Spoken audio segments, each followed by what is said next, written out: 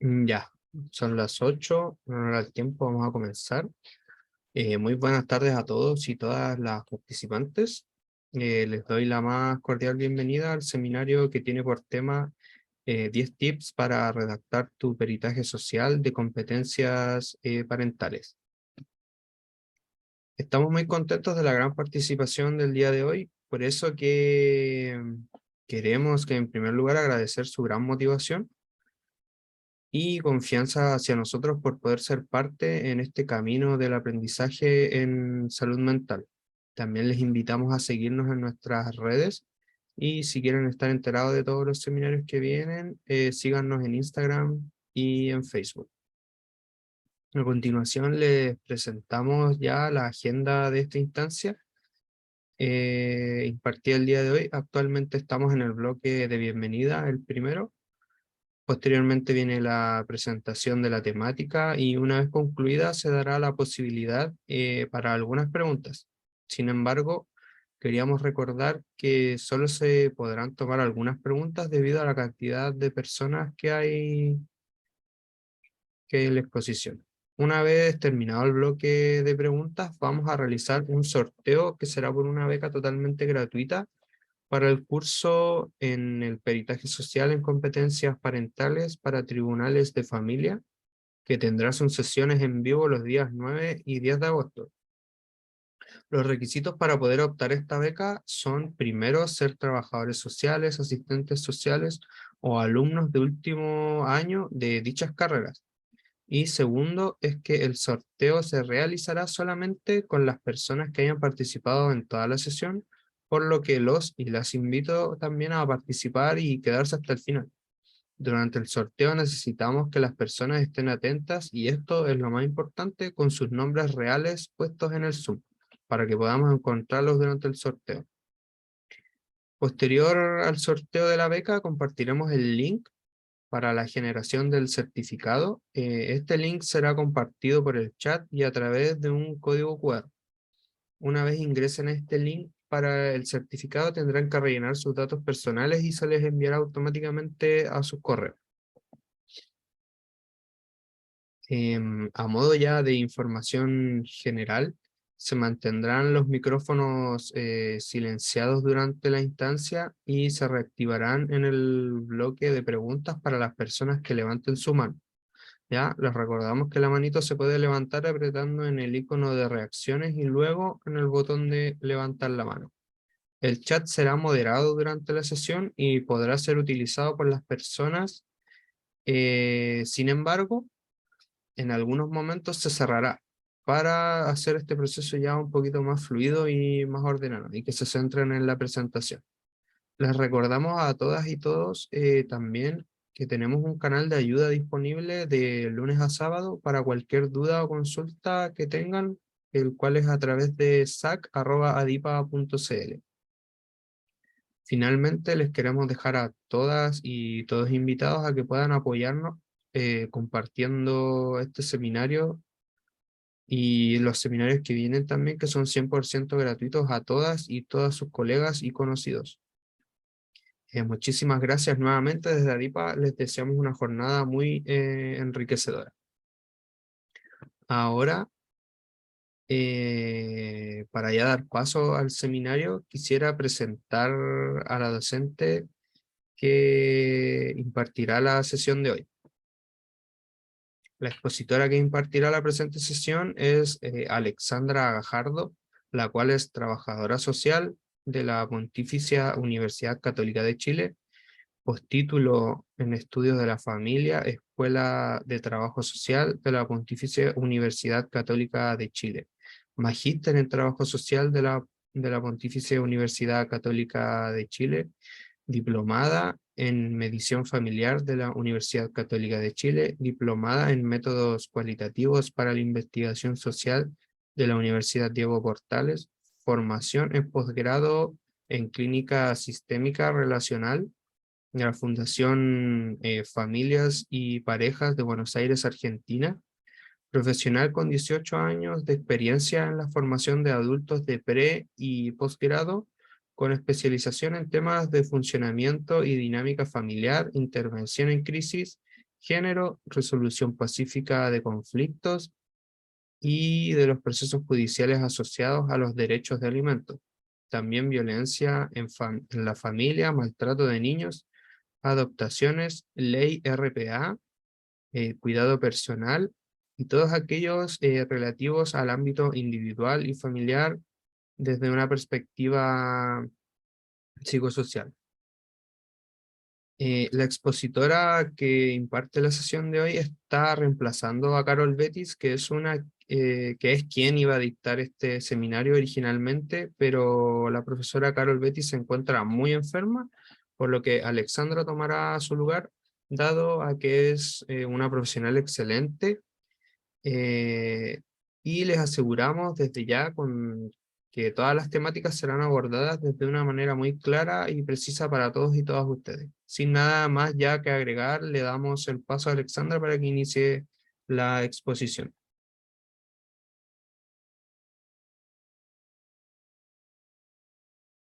No estoy ahí. ¿Ahí sí? Ya. Muchas gracias. Sí, ahí sí. Sí, ahí sí. Muchas gracias otra vez por la presentación. Hartas flores me tiró. Ojalá que esté a la altura también de las expectativas. Bueno, chiquillos y chiquillas, vamos a partir porque lo más importante es también que nos podamos centrar en lo que hoy día les voy a contar, para no desaprovechar el tiempo. Me dicen por ahí que el tiempo es oro. Ok. Bueno, vamos a ver hoy día 10 tips para redactar su informe de pericia social, específicamente en el ámbito de las competencias parentales, ¿ya?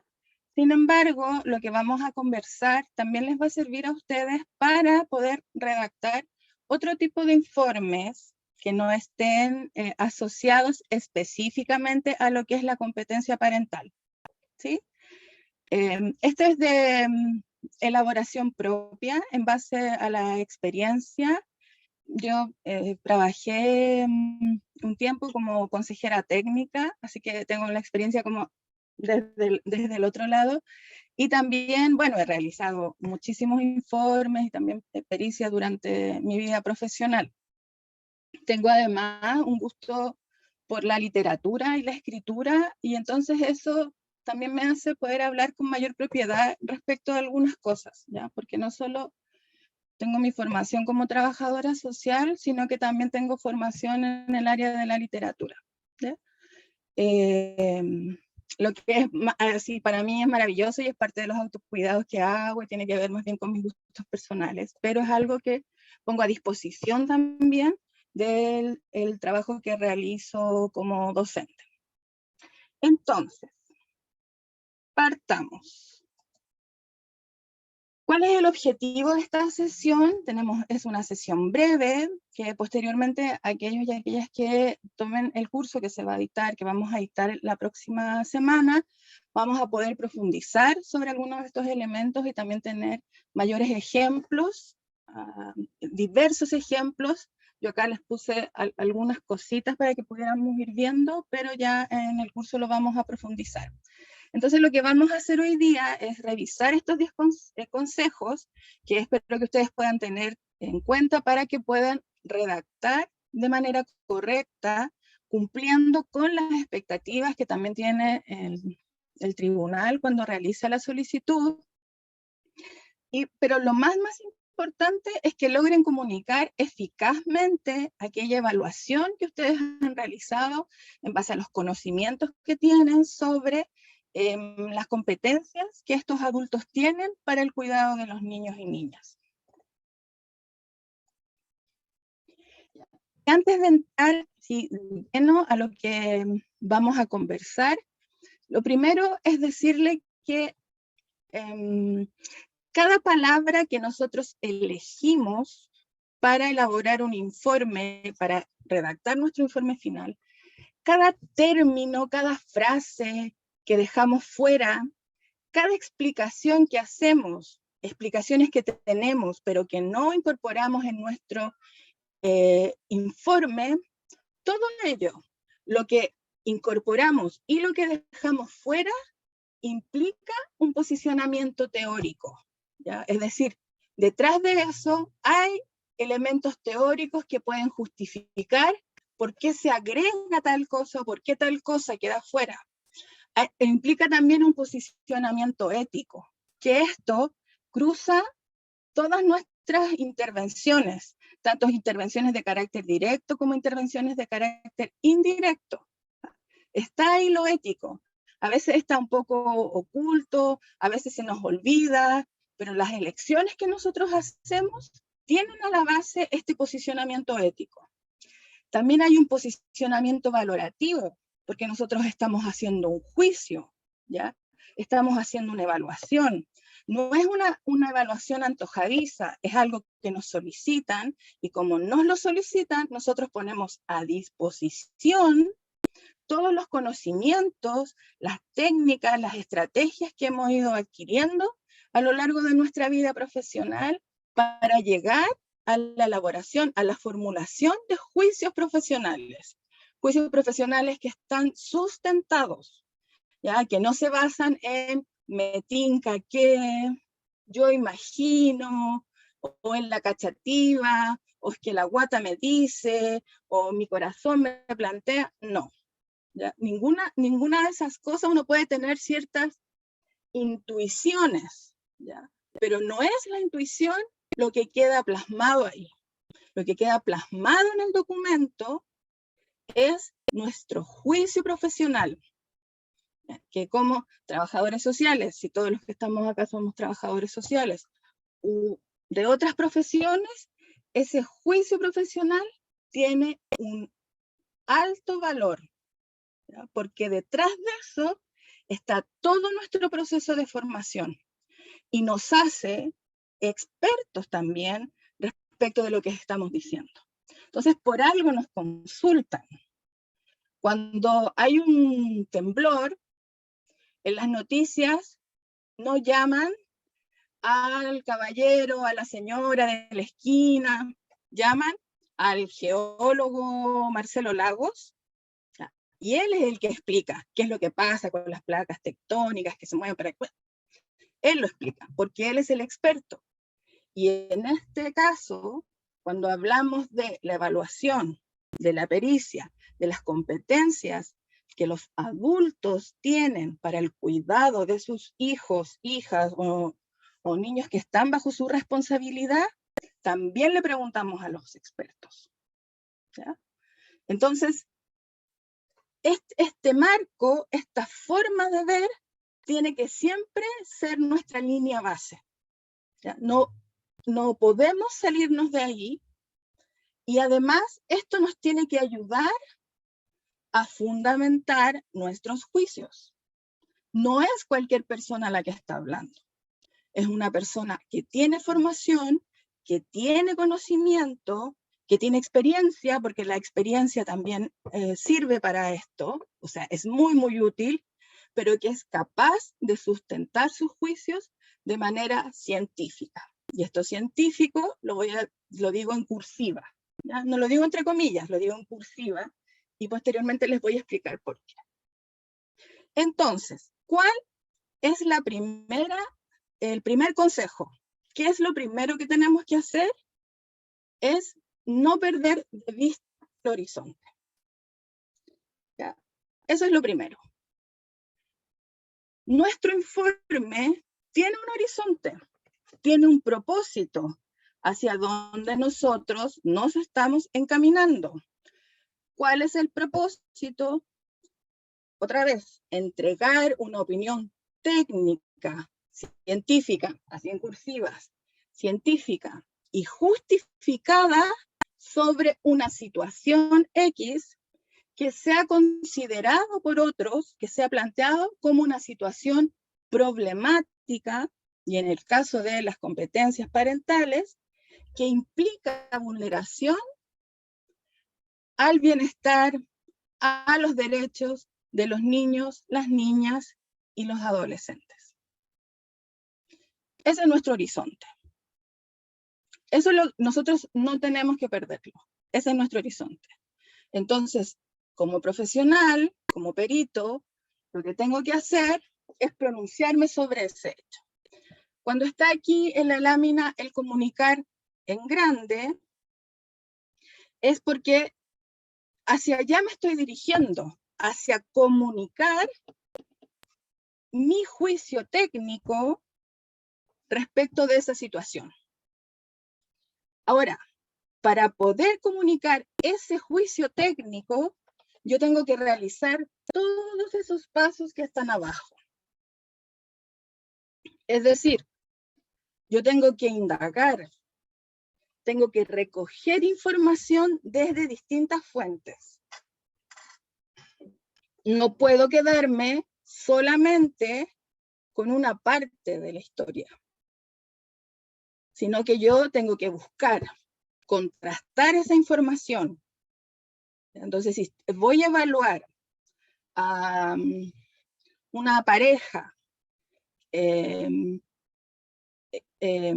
porque se ha solicitado una medida de protección a favor de sus hijos, porque los vecinos consideraron que ellos estaban vulnerando los derechos de los niños, no me puedo quedar solo con lo que me dicen o la información que se ha recogido desde los vecinos. Yo tengo que indagar y buscar distintas fuentes. Tampoco me puedo solamente quedar con lo que me va a decir la pareja. Entonces buscaré a otros, también de otras instituciones, también profesionales. Voy a aplicar instrumentos que me van a permitir objetivar la información, ¿ya? Todo eso es parte del proceso de indagación. Después que yo tengo toda esa información ya recolectada, lo que yo hago, empiezo a revisar. ¿Qué es lo que tengo? Miro, leo, releo, voy estableciendo relaciones, digo, esto que me dijeron aquí es muy similar a esto otro que me dijo la profesora, por ejemplo. Entonces, voy seleccionando la información que me va a servir posteriormente para la redacción de mi informe, ¿ya? Todo esto es parte del proceso de su pericia, de su evaluación, ¿ya? Porque todo eso se expresa en el informe final. Entonces, selecciono qué es lo que dejo dentro, qué es lo que dejo fuera. Ahí estaba la lámina anterior, cuando yo les decía que en eso también hay una postura política, ética, valorativa, etc. Entonces, hago una selección. Posteriormente, jerarquizo esa información, ¿ya? Entonces, voy viendo qué es lo más importante, sobre cuáles puntos me debo centrar. ¿Qué tipo de esta información, cuál es auxiliar que me va a permitir apoyar alguna de las interpretaciones que yo estoy realizando? Después de eso, describo. Cuando yo estoy describiendo, doy cuenta de una realidad, ¿ya? Y trato de ser lo más coherente posible con la información que yo he recogido y de representarla de la manera más cercana a esa recolección. En la descripción no hay interpretación. En la descripción no hay análisis, ¿ya? La descripción es una redacción lo más cercana a lo que hemos observado y hemos recogido. Pero implica este trabajo previo, ¿ya? Que es de la selección y la jerarquización. Yo en torno a eso voy armando un relato, ¿ya? Ese es el relato que describo. Ojo, lo describo yo, no lo describen las personas. Yo, profesional, que tiene este conocimiento, que está facultado para hacer esto, lo voy describiendo. Y posteriormente analizo. ¿Y qué significa analizar? Significa que yo voy a ir mirando cada una de las partes de esta información jerarquizada y descrita para ir contrastándola con otra información. Entonces, si estoy viendo, yo les voy a mostrar después, hay algunos extractos de un informe respecto de una situación de vulneración de derecho en la que se pidió evaluación de competencias parentales. Si yo estoy viendo, describí, por ejemplo, que el niño tiene dificultades en la casa, de acuerdo al relato de los padres. Sin embargo, en el colegio, de acuerdo al relato de su profesora, es un niño tierno, amoroso, ¿ya? Que no se lleva mal con sus compañeros. Eso es parte de la descripción. En el análisis, lo que yo tengo que hacer es, en base a elementos teóricos y en base también a otros elementos que han aparecido a lo largo de mi indagación, poder entregar una explicación a eso. ¿Por qué será que en este espacio, que en el espacio doméstico, el niño presenta esta conducta? ¿Por qué en el colegio, en el PIE, porque también está en un PIE? ¿Por qué los vecinos dan cuenta de otra conducta? Esas son preguntas que me voy haciendo. Y las respuestas que voy entregando también en el ámbito del análisis son respuestas que tienen que estar sustentadas. Y entonces voy a decir que eso ocurre en base a estudios, a la literatura, a lo que ha quedado demostrado por otros, porque sucede tal y cual cosa en su núcleo familiar. Y eso además ha quedado evidenciado, y ahí entonces vinculo con elementos de los relatos de los adultos y de lo que yo he visto también, y la información que he recogido de otras fuentes. Ahora, todo esto siempre con el horizonte, por eso el primer tip es no pierda de vista el horizonte de comunicar la información de manera eficaz. Y entonces, esa información que estoy comunicando debe ser una información de calidad, debe ser una información rica, o sea, debe tener esa riqueza,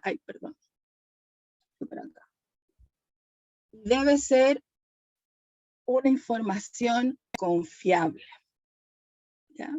Es información de calidad porque debe contemplar fielmente las manifestaciones de los hechos observados y las representaciones de sus protagonistas. Debe tener riqueza porque debe cubrir exhaustivamente los aspectos involucrados. Es decir, tiene que ser una información compleja, lo que les comentaba hace un ratito. No me puedo quedar solo con una forma de mirar esa situación. Tengo que buscar distintas fuentes para poder acceder a la complejidad de esa información. Y tiene que ser confiable porque es una información que siempre va a tener un doble nivel de registro. Y yo tengo que ser súper consciente de eso.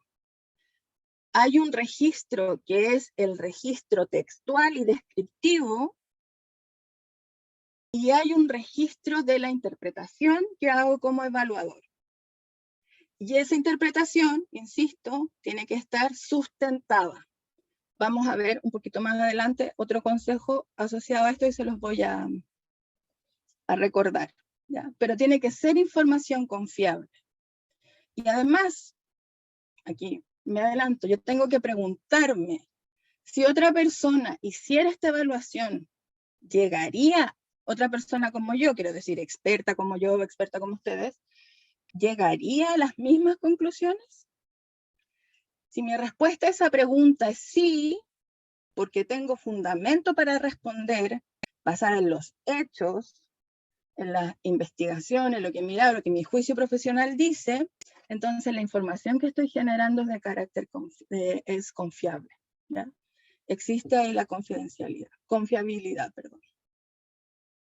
¿Ya? Entonces, primer consejo, no pierda de vista el horizonte. Y segundo consejo, que está vinculado también a este, no pierda de vista el punto de partida. El punto de partida es para nosotros, a los que nos piden hacer este tipo de trabajo, el punto de partida es la solicitud que nos hacen. Y en este caso aquí está puesto, esto es una solicitud que llega en una causa de protección y lo que se pide es un informe de diagnóstico integrado de los niños y un informe de habilidades para el cuidado de los progenitores. Ese es mi punto de partida. ¿Ya? Entonces, desde ahí, yo empiezo a construir. Y desde ahí, es como ese punto de partida va a ir definiendo también, vuelvo atrás, sobre lo que indago, sobre lo que selecciono y sobre lo que jerarquizo. Entonces, quizás el papá canta en la calle. Y eso yo lo tengo puesto como un antecedente, en el fondo, respecto de cómo genera sus ingresos. ¿Puedo explayarme más allá sobre ese canta en la calle? Sí, solo sí se relaciona y va a aportar a lo que me está solicitando el tribunal en este caso. ¿Sí? Entonces, no tengo que olvidar qué es lo que me solicitaron. Porque en mi experiencia como consejera técnica me tocó ver algunas veces, varias veces, la solicitud, la orden del tribunal era refiérase a condición socioeconómica, y nos llegaban informes que partían con dando cuenta de la situación socioeconómica y con conclusiones que se referían a que se otorgaran medidas proteccionales, cautelares, y que el papá no podía ver a las niñas. Entonces, ese tipo de informes, cuando están dirigidos a un punto y los profesionales se desvían en el camino y llegan a otro punto, algo que no fue solicitado, terminaban en ese minuto solicitando el tribunal ampliación de información, porque no les permitía tomar decisiones, dado que no respondía al punto de partida. Entonces, tengo claro mi horizonte, sé para dónde me voy, cuál es el objetivo, también tengo súper claro desde dónde parto. ¿Ya? Eso es fundamental. Eso es parte de su marco para poder elaborar estos informes. Ya. El tercer consejo. Esperen aquí. Ya. El tercer consejo. Si su informe fuera un cuento, ¿cómo lo contaría?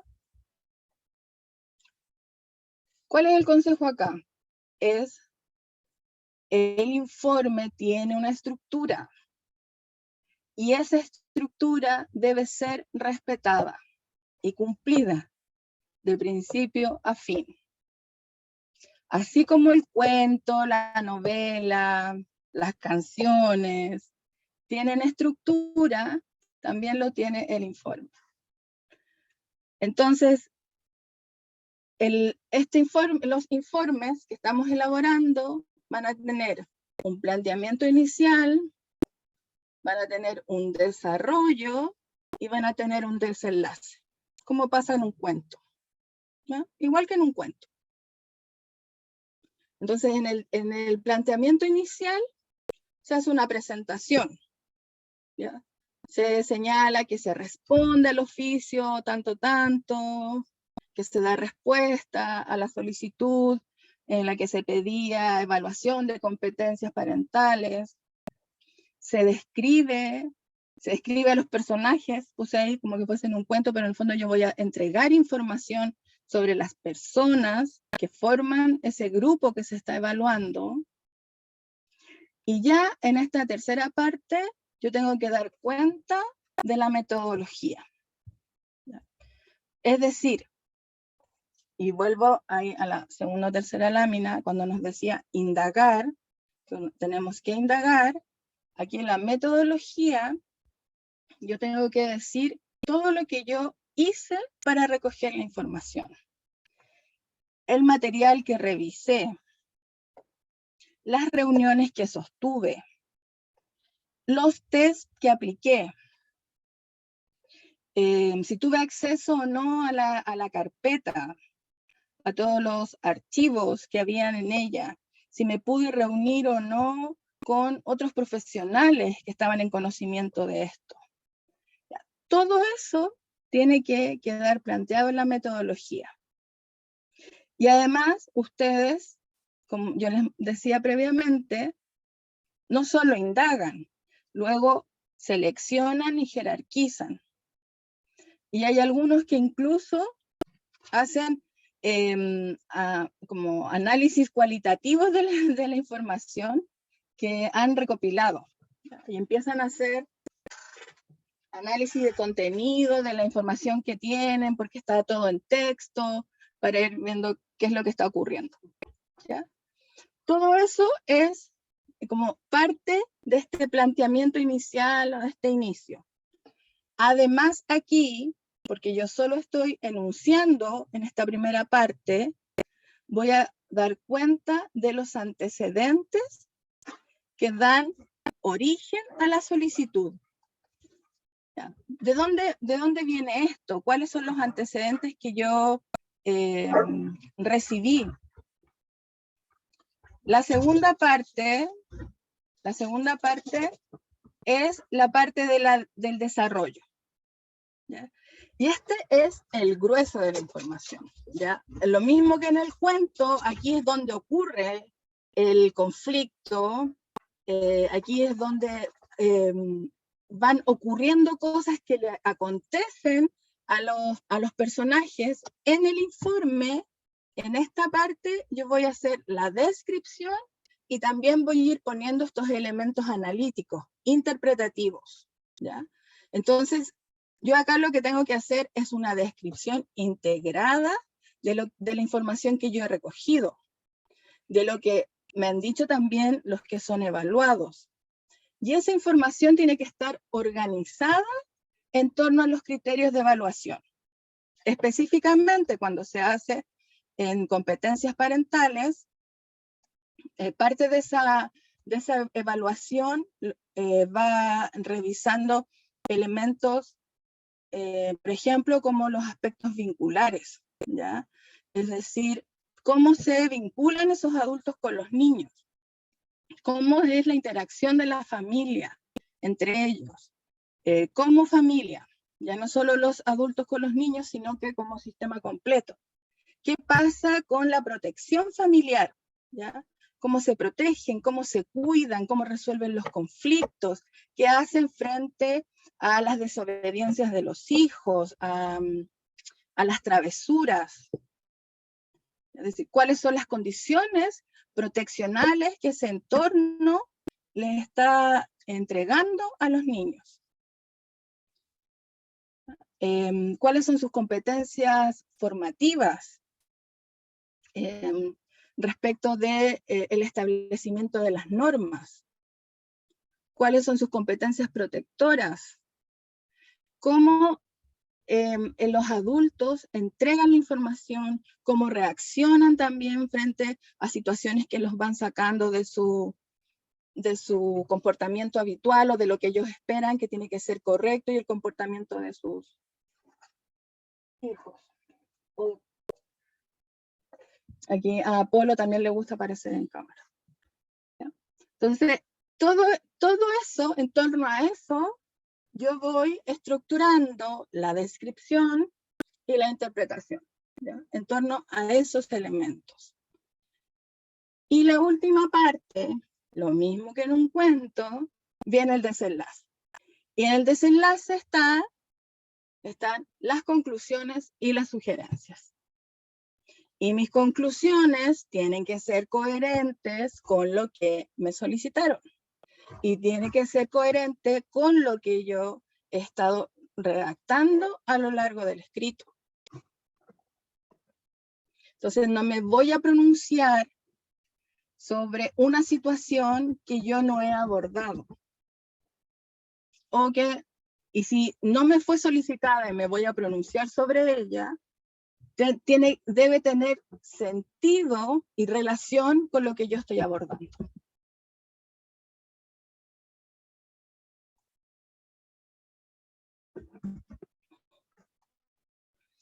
Ya.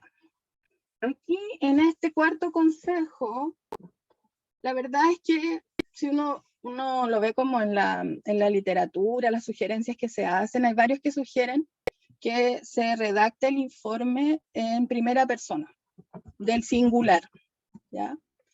Cuando yo redacto en primera persona del singular, yo digo, me constituí en el domicilio de... Ya. Estoy hablando de mí. Sin embargo, acá la sugerencia, el consejo que yo les doy es que en realidad redacten omitiendo explícitamente el sujeto de la oración. Que eviten el yo, en el fondo, y que se refieran entonces a como lo que se realizó. Luego de revisados todos los antecedentes recopilados, se concluye que el señor XX adolece de... Para que no hablen de ustedes, así como de ustedes como protagonistas, porque el protagonismo del informe lo debe tener la información que ustedes están entregando. Si su informe está bien escrito, está bien fundamentado, si responde a lo que les solicitaron, entonces ustedes ahí se están luciendo. No necesitan decir yo estoy aquí. Su informe está mostrando que están ahí y que están haciendo un buen trabajo.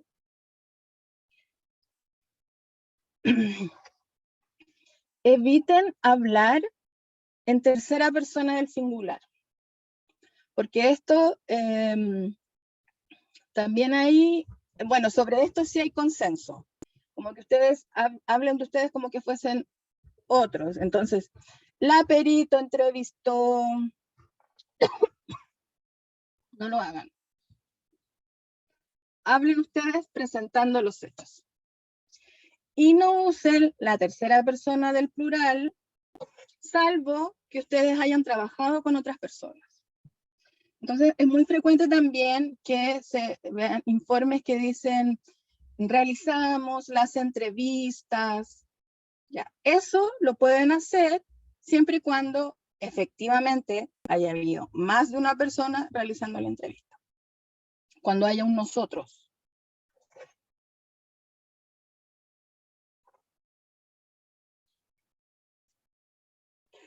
La quinta sugerencia.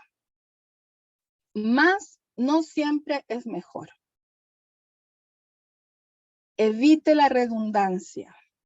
También me ha tocado ver muchos informes donde ciertas ideas se repiten en distintas partes del informe. O es un párrafo, no sé, de este tamaño, donde hay una sola idea que podría haberse expresado en una línea. Entonces, tienen que fijarse también en eso. ¿Ya? Y para eso es importante ser lo más sencillo posible. ¿Ya? No buscar palabras difíciles. Ustedes tienen que pensar que ustedes son los expertos acá.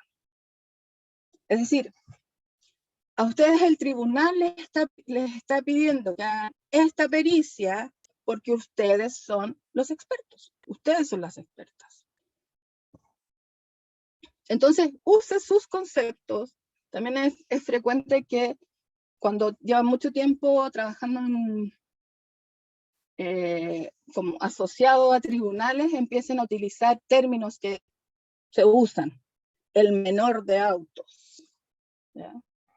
Que se redactan en el ejemplo que yo les mostraba, parecía los niños de auto. Pero esos no son conceptos que los psicosociales usemos. Entonces no tenemos que usarlos. Usemos nuestros términos, porque en la medida que usamos nuestros términos, también estamos validando nuestro trabajo. Y centrémonos en la precisión y la consistencia de la información. Que esa información se sustente, se sostenga, que no tenga vacíos. Mire, aquí les puse, esto no es de un informe de competencias parentales, es de un informe de intervención. Pero es de los niños que les comentaba previamente. Entonces, ¿cuál es el objetivo de la intervención? Fortalecer el desarrollo de un espacio seguro. Ay, no borré el nombre, aquí no lo borré acá. Para expresar su sentir respecto de las situaciones de vulneración de derechos. ¿Ya? Entonces, ¿qué es lo que está buscando acá? Es que exista un espacio seguro para que el niño pueda, también en confianza, manifestar cuáles son sus sentires en torno a lo que le ha tocado vivir. Y entonces, ¿qué es lo que se describió? Con respecto a este objetivo, es pertinente indicar que sí se encuentra cumplido debido a que a través de las sesiones presenciales se ha fortalecido la comunicación y la mantención del espacio seguro, que le permite expresarse de diversas formas, por lo que se logra que el niño pueda identificar el espacio del programa como seguro. Entonces, no sé si se fijan, pero aquí hay 6, 7 líneas, y en realidad es lo que se está haciendo redundante y está rellenando, porque básicamente este objetivo, lo que está planteando aquí es que se consiguió el espacio seguro. ¿Va? O sea, todo esto podría haberse resumido en se consiguió el espacio seguro. Ustedes me pueden decir, pero es que si dice que se consiguió, se logró el espacio seguro, en realidad no está respondiendo completamente al objetivo. Y yo les diré, sí, porque lo que falta ahí entonces es elementos más concretos que den cuenta finalmente de que el niño está logrando manifestar sus sentires, sus emociones en ese espacio. Entonces hay que evitar el bla bla. ¿Ya? En eso, no siempre es mejor. Hay que ser más concreto. Esto es una cuestión que tenemos los latinos. En realidad usamos muchas palabras. Hay que ser más concreto.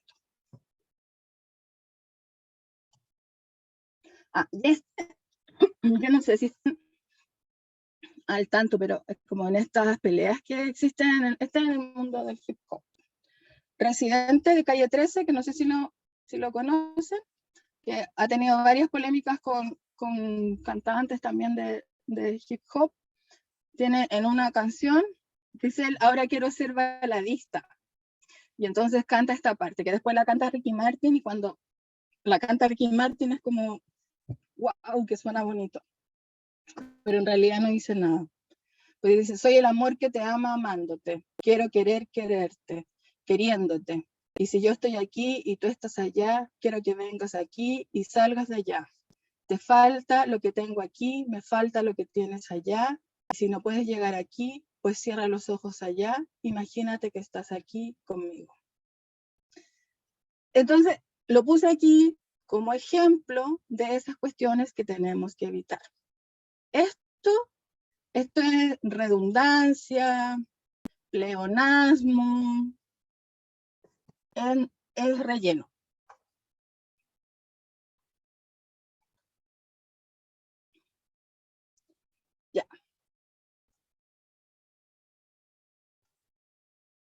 El sexto consejo. Hágase la pregunta, que esto se los comentaba al principio. Si otro perito hiciera esta evaluación, ¿llegaría a las mismas conclusiones?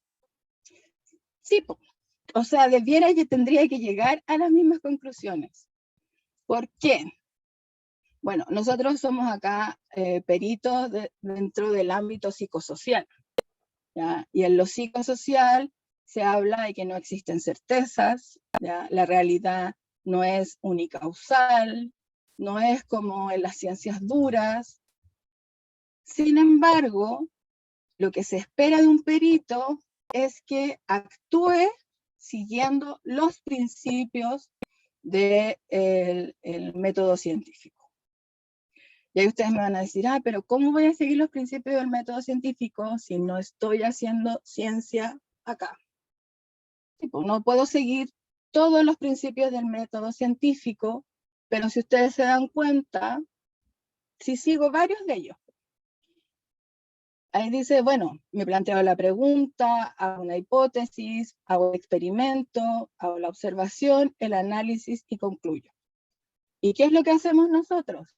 Ya tenemos la solicitud, también planteamos hipótesis, y lo que hacemos entonces, a lo largo del informe, es chequear si nuestras hipótesis se están confirmando o no. Hacemos observación, revisamos documentación, hacemos análisis y concluimos. No experimentamos porque no hacemos experimentos con las personas, ¿ya? Pero sí seguimos los otros pasos del método científico. Entonces, si yo estoy haciendo, si soy concienzuda, si estoy mirando bien, estoy reflexionando permanentemente sobre la información que estoy recogiendo. Si además, que no lo puse aquí en ningún tips, pero si además yo soy consciente de mí misma, tengo que ser consciente de mí misma, ese es como un bonus, pónganlo ahí, 6.1 o 6.a. Si soy consciente de mí, si me conozco, si sé cuáles son las cosas que me molestan y cuáles pueden ser los puntos ciegos que voy a tener respecto de algunas cuestiones, si eso yo lo sé, entonces puedo de alguna manera encapsularlo para que no afecte el trabajo que estoy haciendo, ¿ya? O puedo triangular esa información también. Si yo he sido una mamá súper sacrificada, si me he sacado la mugre por criar a mis hijos, si estudié de noche, si estudié con hijos yendo al colegio, si yo trabajaba, estudiaba, criaba, y me toca hacer la evaluación de una mamá que en realidad lleva una vida súper cómoda y que aún así no cumple su rol de madre, que es la información que a mí me ha llegado, debo ser consciente de que eso me genera algo, para que yo no la esté evaluando según mi ser madre, sino que la evalúe en función de estos elementos científicos en cursiva, como les decía hace un rato. Entonces tengo que ser consciente de mí misma y de cuáles pueden ser esas trabas que mi propia personalidad o mi experiencia de vida pueden poner a la realización del trabajo.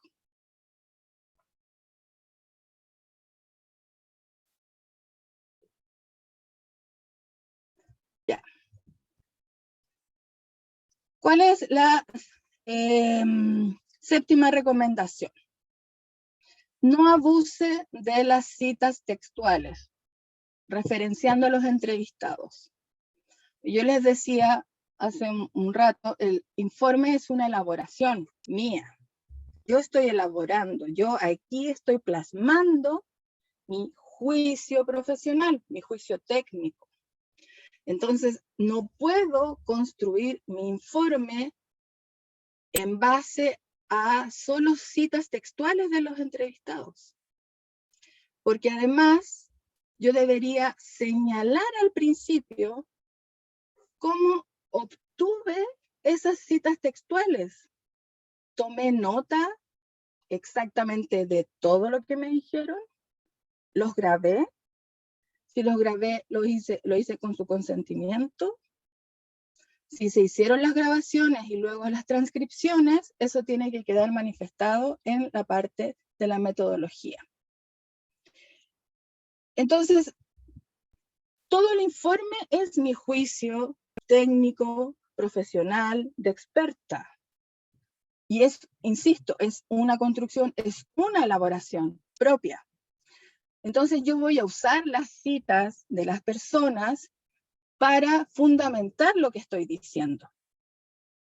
No se trata de contar solamente el relato, porque si fuese solo por contar el relato, entonces que el juez los entreviste.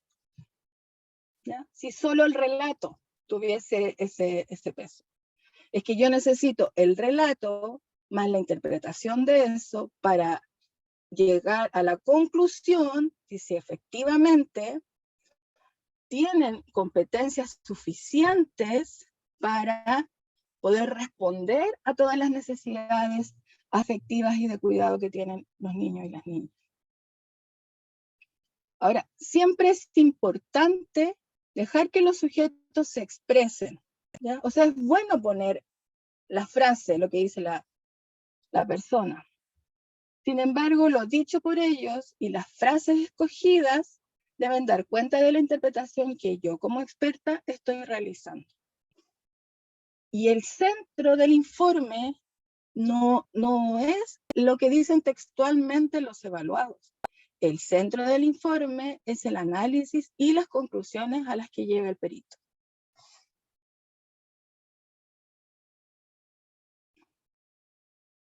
Miren, este es un ejemplo. Mire, aquí dice antecedentes de la presente causa. Y este es el relato que hace la persona que realiza esta denuncia por vulneración de derechos. ¿Ya? Entonces, aquí cuando la persona que hizo el informe coloca antecedentes de la causa, pone todo lo redactado por la persona que hizo el requerimiento de protección y luego brevemente se refiere aquí en la opinión de uno de los adultos responsables que dice que el conflicto se inicia porque él pidió que controlaran a la mascota. Y la otra adulta dice que es por discriminación por la religión. Y entonces el señor dice que él tiene una religión X. Estos antecedentes son insuficientes. Primero, los antecedentes, este relato ya lo tiene el tribunal, porque en base a este relato se revisó la causa, se le dio curso, se hizo la audiencia preparatoria, fue la persona y ratificó lo que había dicho, fue la OPD, se hicieron, pasó aquí. Entonces, eso es parte de los antecedentes, pero no tengo que abusar de lo que me dan por escrito. ¿Por qué ocurre esto? Porque a veces se piensa que más es mucho mejor. Y créanme, no siempre los jueces leen los informes. Esto quedará grabado, pero no siempre son leídos. A veces solamente se va a las conclusiones. ¿Ya? Por eso es importante que eso que vamos a poner sea contundente y que no esté centrado en llenar tantas y tantas y tantas páginas. Ya, este está aquí en el número 8, pues quizás debería haber sido como el 0, porque, chiquillas, chiquillos, no podemos olvidarnos de los principios éticos. O sea, no podemos olvidarnos de la ética que nosotros tenemos y que tiene que estar a la base del trabajo que estamos realizando. Y entonces esa ética es en beneficio, en el caso de la evaluación de las competencias parentales, es en el beneficio de las niñas, los niños y adolescentes. Pero nuestra ética también tiene que ser en relación a esos adultos que estamos evaluando. Entonces, si yo voy a poner que ellos textualmente dicen tal o cual cosa, eso tiene que ser cierto. Y por eso al principio debiera señalar que los grabé. Y si los grabé, tengo que hacerlo con su autorización. Siempre. Eso se tiene que informar. Aquí les dejé cuatro principios básicos de la ética, que también debemos tener siempre presentes, que son el respeto por las personas, que a su vez el respeto por las personas se divide en dos principios, que es la autonomía, que nosotros tenemos que reconocer la autonomía de las personas y respetarlas, pero también tenemos que proteger a las personas cuya autonomía está menoscabada o disminuida, es decir, a quienes son dependientes o vulnerables, como los niños, las niñas, las personas mayores, personas con algún grado de discapacidad, etc. Ya. La beneficencia, que en el fondo se refiere a la búsqueda del bien. ¿Ya? Entonces, los informes, el trabajo, nuestro trabajo, lo que estamos haciendo, también tiene que estar orientado a la búsqueda de ese bien. Entonces, la idea es lograr los máximos beneficios, reduciendo al mínimo los daños y las injusticias. ¿Ya? La no le puse maledicencia, pero es maleficencia. La no maleficencia es básicamente no hagas daño. ¿Ya? Eso es, no hagas daño. No dañes, porque sí. Y la justicia exige que los casos que son considerados similares se tienen que tratar también de manera similar. Por lo tanto, yo debo ser responsable y realizar todo mi trabajo con excelencia. ¿Ya? Esto es lo que está ahí a la base, con excelencia y con justicia. Entonces, no olvidarse. A veces lo ético lo pasan como el curso nomás en la universidad y lo hacen estudiar a los filósofos, ¿no? Pero también tenemos los códigos deontológicos, chiquillas, chiquillos, que están disponibles para que ustedes los descarguen. Aquellos que estudiaron trabajo social, pero también los que estudiaron otras profesiones, están ahí. O sea, todas las profesiones tienen un curso que habla como de los principios éticos de sus profesiones. Ya, eso no se tiene que olvidar y se tiene que poner en práctica.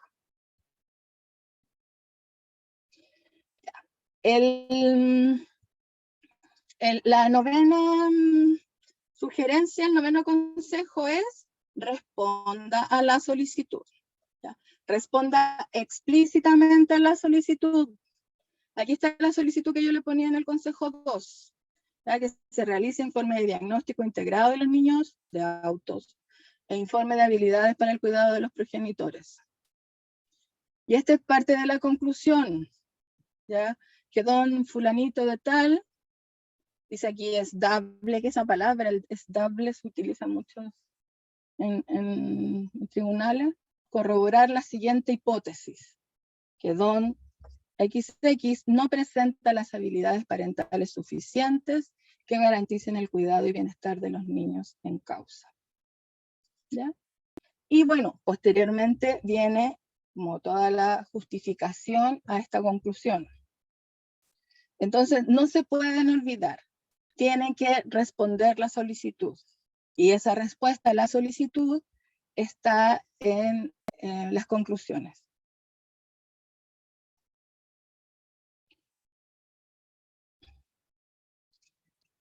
Ya. Y el 10º consejo, podrían ser muchos consejos, pero el 10º es: conozca la red.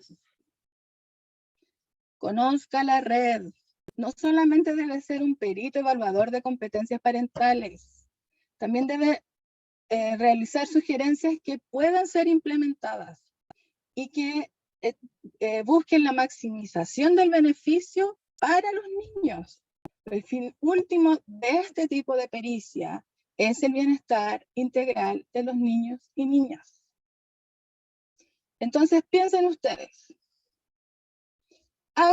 Digo ya, no cuenta con habilidades, bla, bla, entonces sugiero que vaya al hospital XX para que le realicen una evaluación de no sé qué, no sé cuánto. Y el hospital XX le dice: nosotros no realizamos esta evaluación, porque el ordinario, no sé, número que llegó, se emitió en el año 2021, dice que nosotros no lo realizamos. Eso tiene que volver al tribunal, lo tienen que revisar, se tiene que enviar a otro lado, y eso lo que hace es entorpecer el proceso. Si ustedes son los expertos, las expertas, tienen que conocer la red y saber a dónde se puede derivar.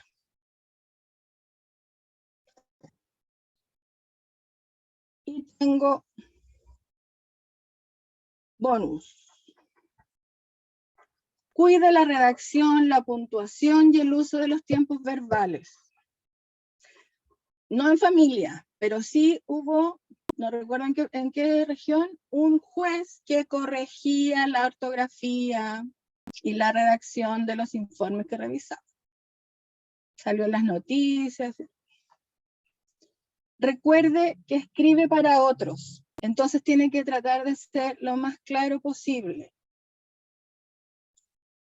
Y utilice un formato que facilite la lectura, porque de verdad que últimamente están llegando unos informes que son difíciles de leer porque está todo en cuadros, son muy sintéticos también en esos cuadros, y como les comentaba, hay información que se repite.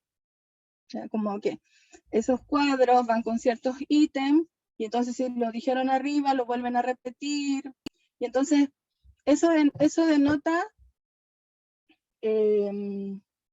desprolijidad. ¿Ya? Eso, uno tiene que ser prolijo en su trabajo. Y referencia sus fuentes. Aquí también no existe tanta, como que hay algunos dicen: no, a los jueces no les gusta que ustedes le pongan literatura. En mi experiencia, sí. ¿Ya? Si uno cita investigaciones, que eso es parte de nuestro conocimiento, ¿ya? Y entonces parte de nuestra expertise. Y podemos analizar desde ahí. ¿Ya? Entonces va a estar en el informe, y posteriormente si les toca declarar. Y si les toca declarar, bueno, ahí vamos a tener que hacer otros tips, así como 10 consejos para declarar en un juicio.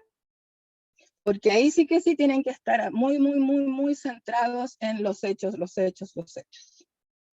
Los hechos, la evidencia, los hechos, la evidencia. Yo el otro día estaba en una audiencia y la jueza hizo una pregunta así como que era por un caso de negligencia con una adulta mayor. Entonces dijo: ay, pero si esto llevaba tanto tiempo, ¿por qué no lo denunciaron antes? Fue como una pregunta, no sé, no sé si yo esperaba respuesta. Ay, pero yo que no me quedo callada nunca, le respondí, po. No sé. Ella me paró así y me dijo, porque bueno, son causas, son psicosociales, pues no son legales 100%, entonces donde está lo psicosocial cuesta también poder a veces decidirse, analizar todos los antecedentes. Entonces yo le respondí como desde ahí, de lo que implica lo psicosocial, y entonces ella me dice: no, aquí a mí me interesan los hechos. Bueno, ese fue como una metida de pata mía también, que quise como explicarle las razones por las que se había tardado en hacer el requerimiento en el caso en esa situación en específica. Ahí yo iba como parte de una institución. Bueno, chiquillas, chiquillos, ahí me quedo. Algo más que añadir, y aquí es donde abrimos el micrófono, Piero. Sí, para que vayan levantando la manito con las reacciones, para ir dándoles el pase.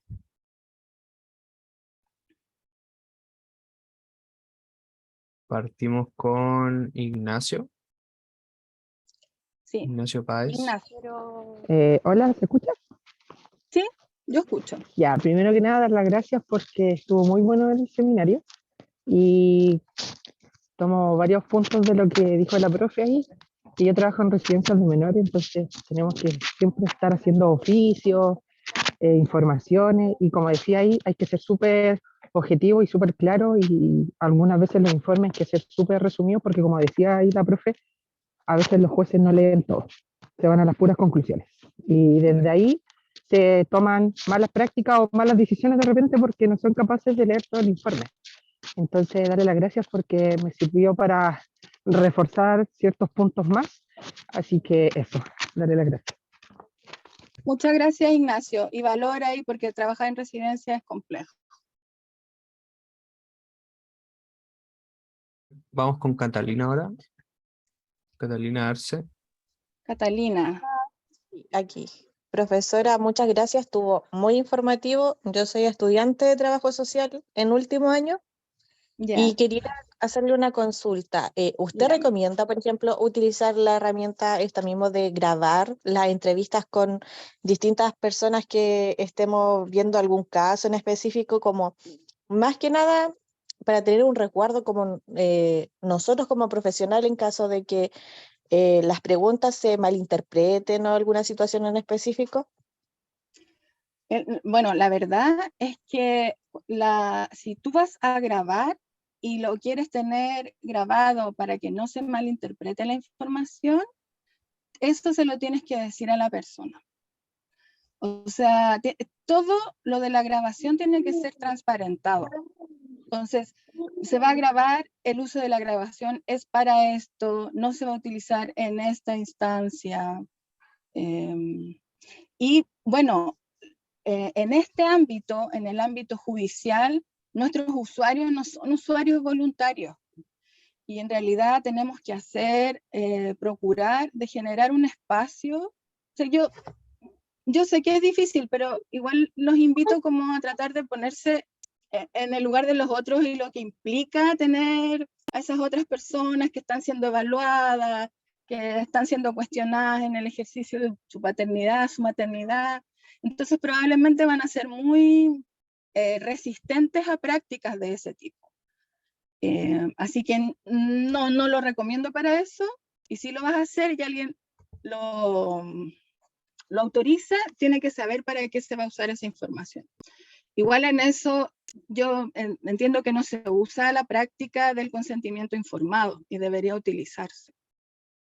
Las personas tomen conocimiento de lo que se está haciendo, que también es parte de la autonomía, de tomar decisiones informadas. Eso, Catalina. Vamos con Elisa ahora. Elisa. Hola, igual la verdad me gustó bastante.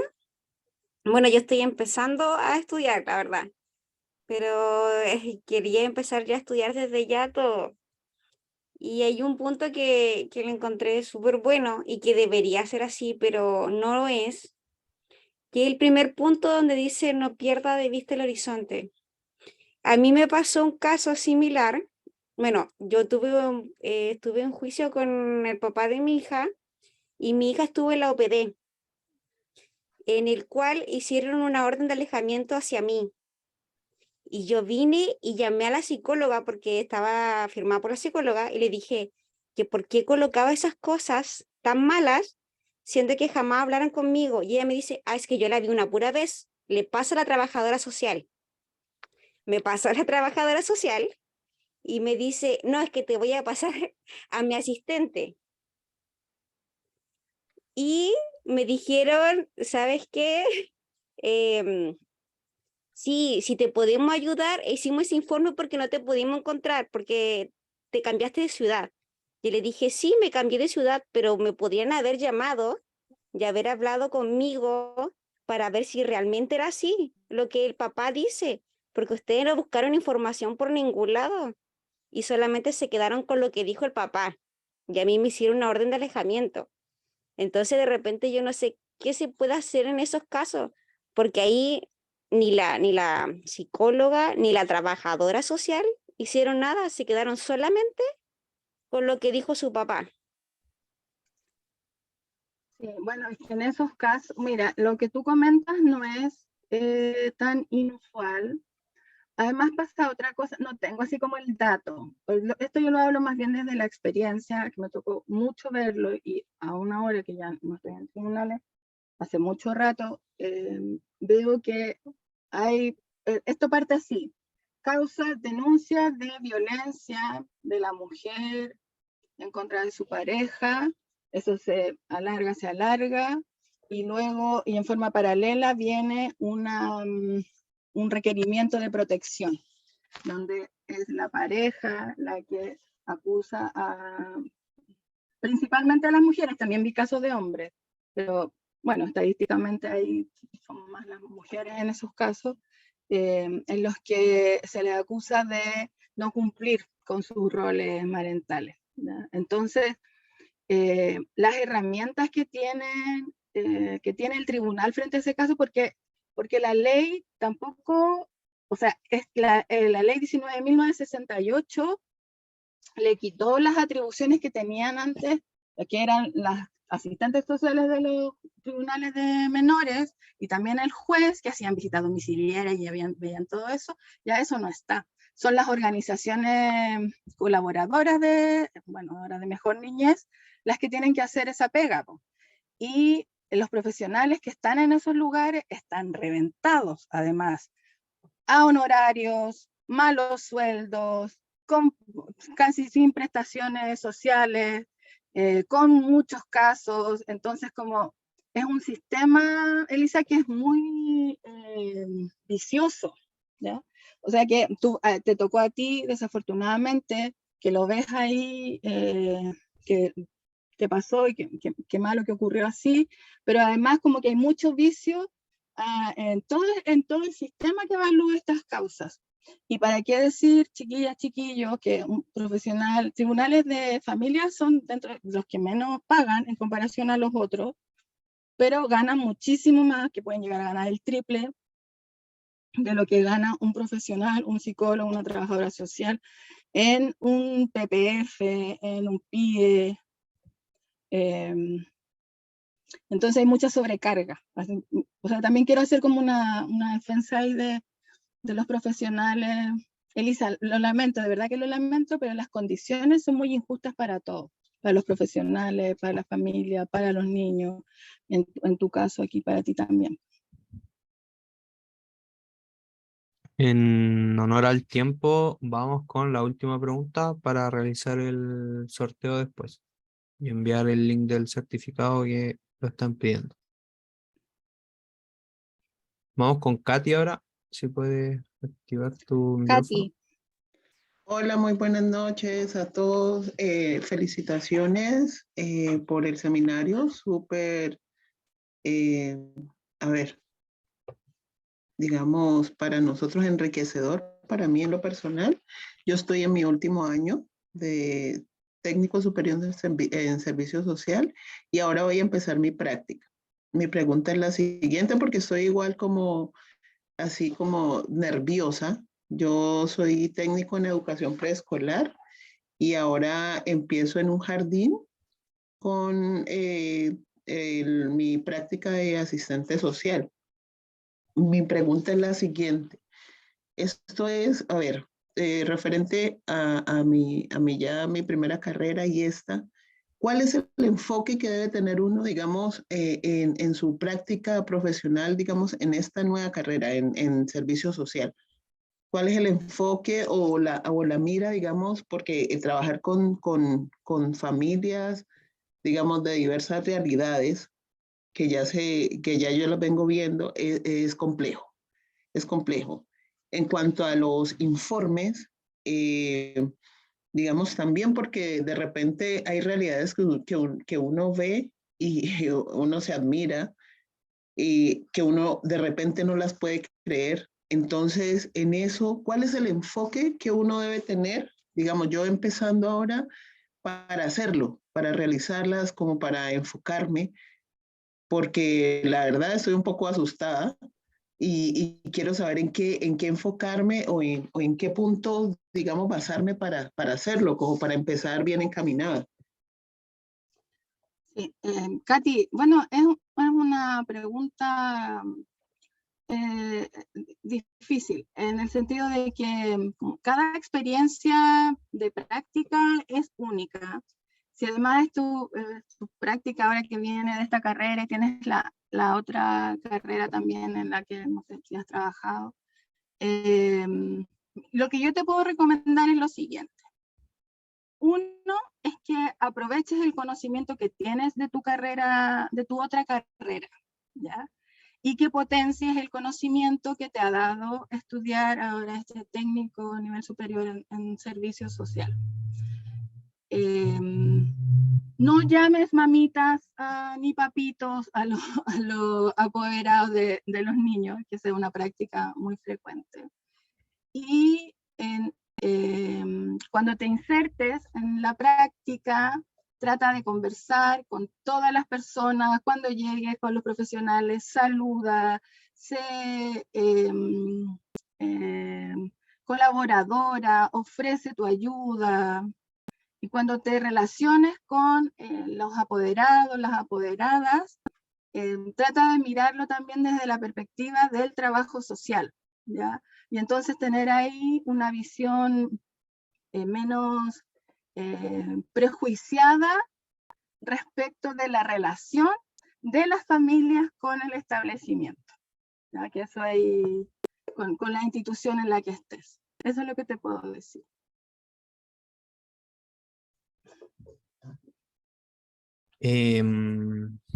Muy bien, chicos. Ya para ir finalizando el seminario, queremos agradecer la participación de cada uno de ustedes en el presente seminario, como también agradecer a Alexandra Gajardo por la excelente exposición que ha dictado el día de hoy.